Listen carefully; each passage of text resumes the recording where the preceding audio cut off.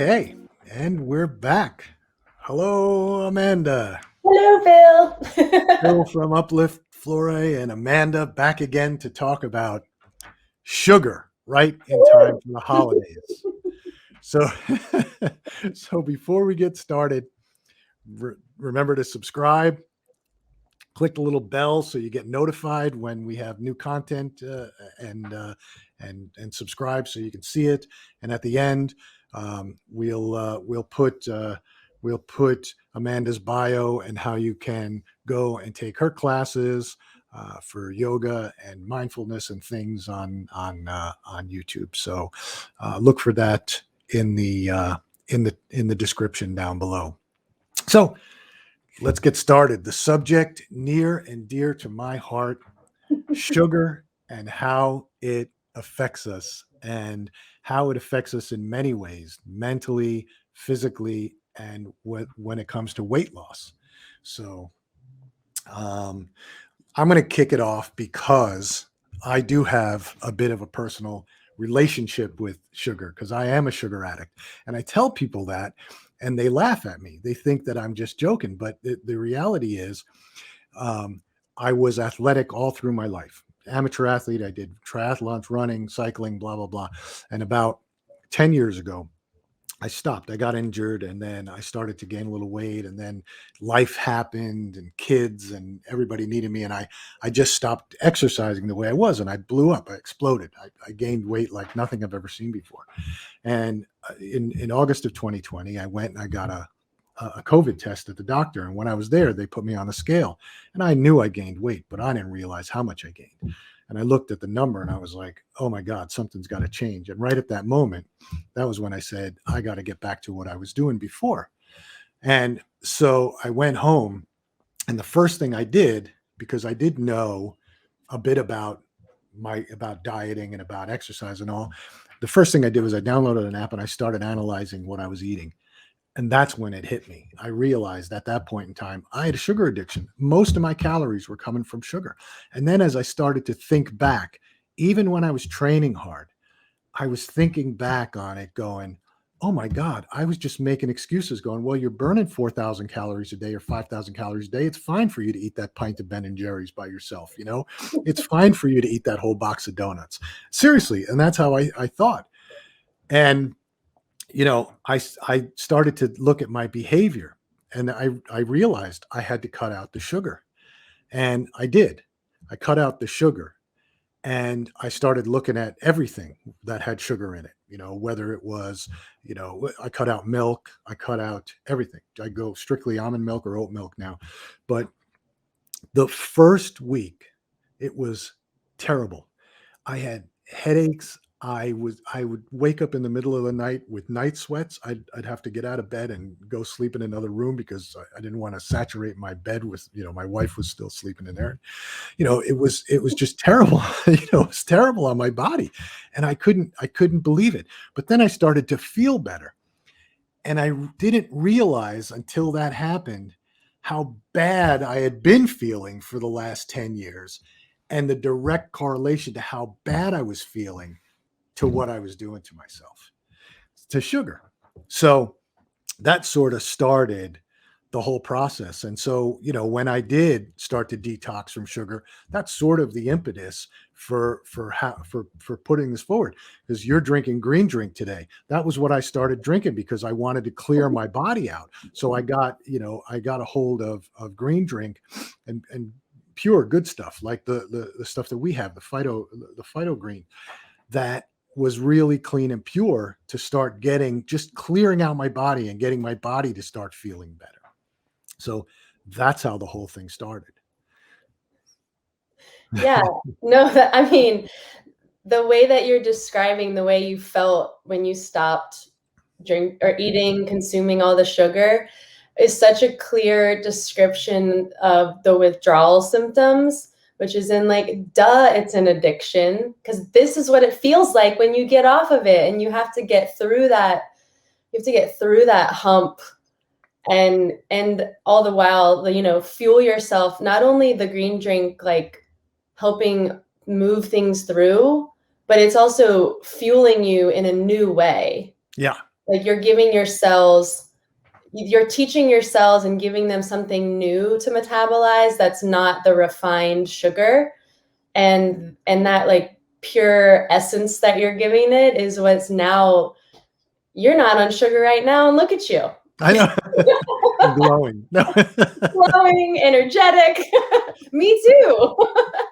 No, but what you just said was 100% correct. You have to sort of retrain your body to work with new foods. And because I was so heavily dependent on sugar, that when I started to bring in, cleaner food, and the green drink was one, protein, all these pieces, because I did have some foundation in my head from years before. I just, for some reason, ignored it.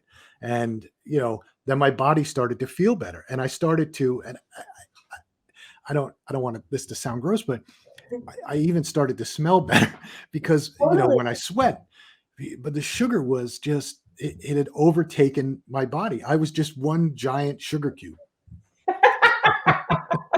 And that's next year's Halloween costume. No, your story reminds me of, I didn't even like make this connection. But when I decided to stop eating processed sugar, I think it was in like 2012, 2013, and I was teaching high school. And I was at the time experimenting with a raw food diet. So that's obviously vegan, but it's also no processed anything. Yep. And it was an interesting experiment. I don't still eat that way, but for like 6 to maybe 9 months, I did eat that way. So I was having absolutely no processed anything, but especially the refined sugar. And I was so energized all of the time. And I remember all the bodybuilding men that worked at my school. Like we had hall monitors at my school, and they'd be like, wow, like, how are you so energetic? How do you make it through your day? Like, oh, we're so tired. All you eat is vegetables.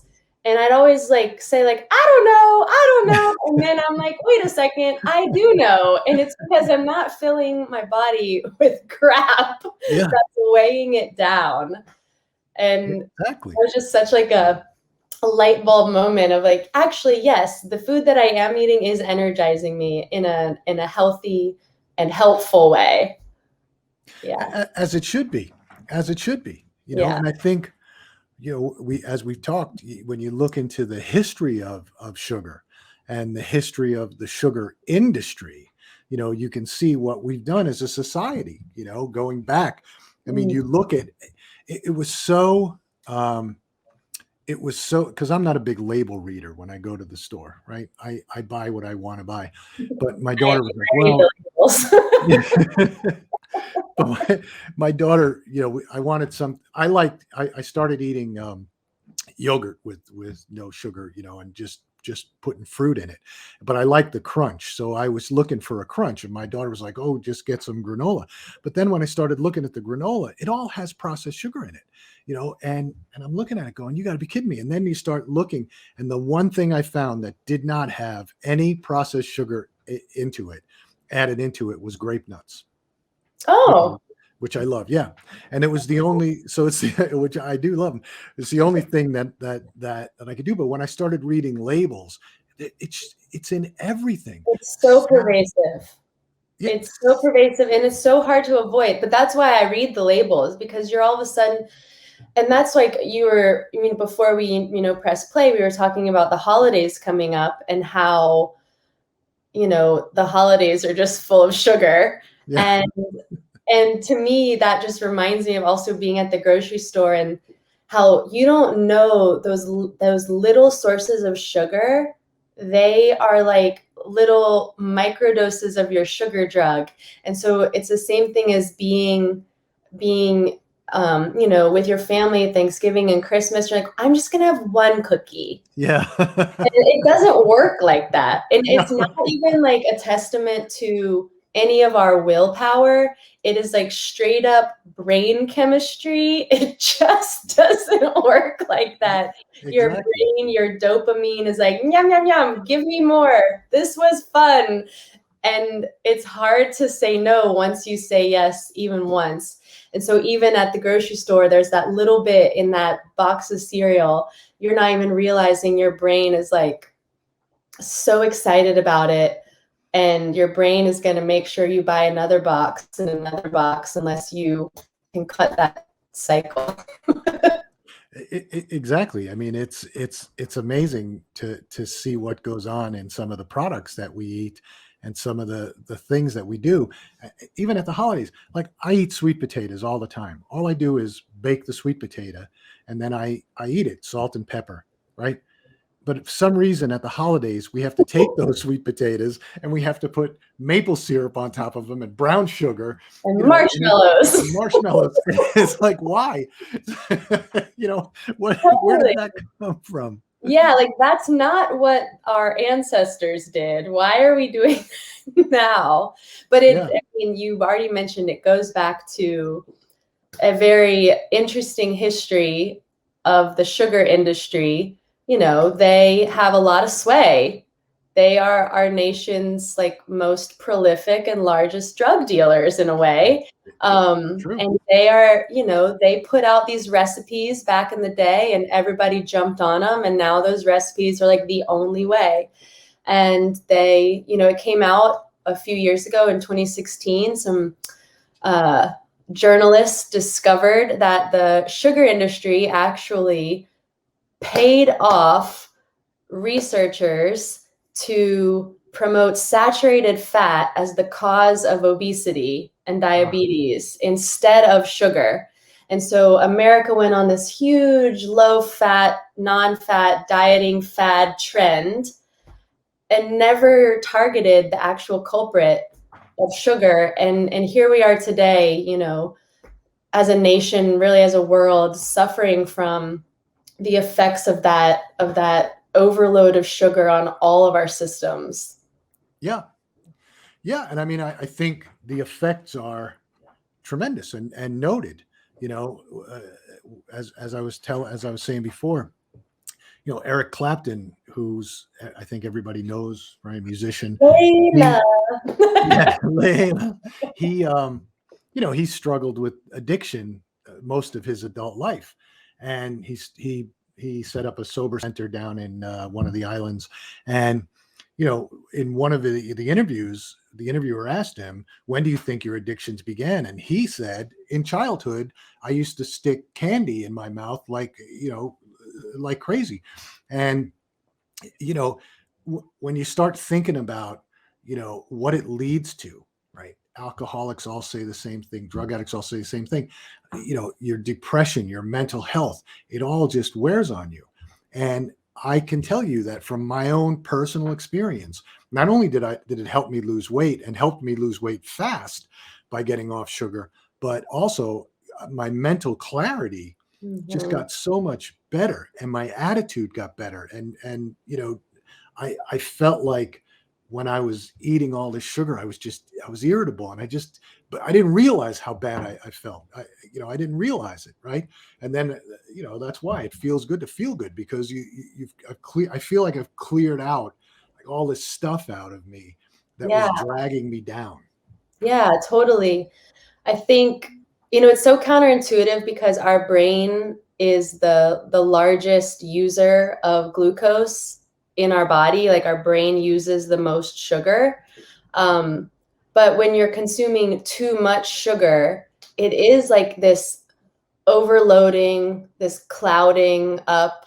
And in the body, not necessarily in the brain, but in the body, which the brain is a part of, if you're consuming more sugar than you are burning that sugar, then all the excess sugar gets stored. And first it gets stored in the liver. And then once the liver runs out of room, it starts getting stored in your fat cells and in your fat tissues.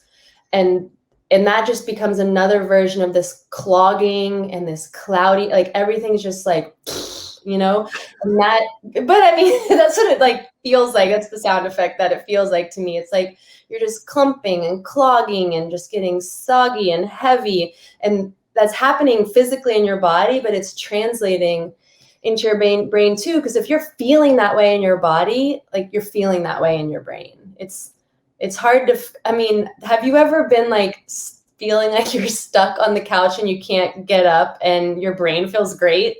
Like, no, it's usually everything. Yeah. 100%. 100%. Yeah. You know, when I can remember just not, I didn't feel like getting up. I didn't feel like doing anything. I would stay in bed in the morning, you know, until I'm an early riser. So to me, 7 o'clock is late, but you know, I would lay there not wanting to get out of bed. I didn't want to walk. I didn't want to take the dogs for a walk. You know, I can remember after a hard night, right? You know, somebody's birthday where you're eating a lot of cake and you're eating a lot of cookies and you're up and you're, you know, Mhm. the next morning it felt like a hangover. It literally felt Exactly. like a hangover. Exactly. And speaking of, that is one uh, time when I drink the green drink. If I had like a few glasses of wine, which is another source of sugar, like I can't say that I'm 100% refined sugar free. I guess, I don't know if you'd call wine refined sugar or not, but it puts added sugar in your system. And so if I've Sure. had some glasses of wine, the next morning I have a glass of green drink to like Clear it out. restabilize and recenter. Which is Yeah. like, we all fall off our rocker. Know how you Oh can get yeah. yourself back on it. Oh, Like, I do. you're gonna have that one cookie, like stop after one and grab some green drink. Well, you know, it's funny because it was a big deal in the house when I gave up sugar. I said, that's it. I'm giving up sugar. And that was in, you know, late August, right, of 2020. And then, you know, the holidays come around. And I think Thanksgiving was probably the first holiday where it came, and everybody was like, what are you going to do? Are you going to have any pie? I said, well, I'll have a small piece of pie. And I'm looking forward to it. I'm thinking, oh, I'm going to break this, you know, I can do this now. It's like I gave up. It's almost the same as I gave up drinking for a month, and now I'm going to have one or two beers and see how that gets. Mhm. But I did. I had, you know, I was like, oh my god, this tastes so good. This tastes so good.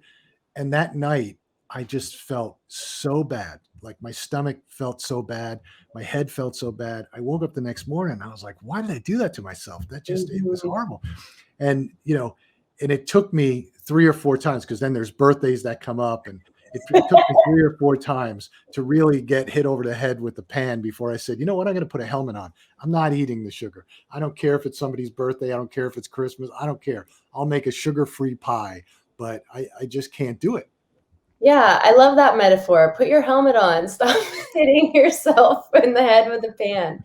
And I think that's what does boil down to a little bit of really like standing up for what yourself and what you need to feel good and feel good about feeling good Yeah. amidst the season that's coming up. Like, take care of yourself, make good choices for yourself throughout this coming season, because it's hard. It's hard on us in so many ways besides the sugar. You know, you're 100% right. You know, just focus on feeling good. I don't need it's sort of I don't drink anymore. I stopped drinking years and years ago, not because I had a problem or anything. It just nothing good ever came out of me drinking, you know, and it just so I just don't do it. Nothing positive ever happened. So, but you know, I don't need to drink to go out and have a good time with my friends or to have people over and drink. I just don't like the taste of it anymore, you know. Mhm. And I look at sugar the same way. I can go through the holidays. I love the holidays. I love Christmas. I love the whole piece. But I don't need the sweets. I don't need the sugar. I just don't need the headache anymore. Right. And how sluggish it made me feel because I am starting to run again. I am starting to cycle again. I am starting to do things, and I like the way that makes me feel. You know, mentally I need it. You know, mentally I need to cut off, get rid of my phone, go out for a run for half an hour, whatever it is. I just need it mentally. And sugar was it was the bane of my existence. It was really bad for me. So, you know, I think that you know, when you study it, when you start looking at it, it does do very negative things to the body and the mind. So Mhm. And I would encourage everyone to like do the experiment with yourself for yourself. and give yourself enough time to get onto the other side and see how it makes you feel. Yeah. Because it feels good. Get to the other side to see how it feels. Yeah, Think about, exactly. try and take it in small bites. Try Yeah, not to eat sugar for 2 weeks and see how it makes you feel, yeah, So, yeah. well, I think with that, I think Yeah, we've we done could enough go on damage with forever, sugar today. but And, everybody will have a nice, happy, and healthy holidays. yes. And again, uh, subscribe to our channel so that you can get updated on more and more of these videos as we do them, because they're good stuff. And we're trying to help people feel good about themselves mentally, physically, and, ring the little bell so that you get notified. And again, we'll put Amanda's bio and links to her channels in the description so that you can go and take her yoga classes and feel good physically as well as mentally and mindfully. All right. Yes, sounds great. Thank you, So if I Phil. don't see you, happy holidays, and we'll talk to you all later.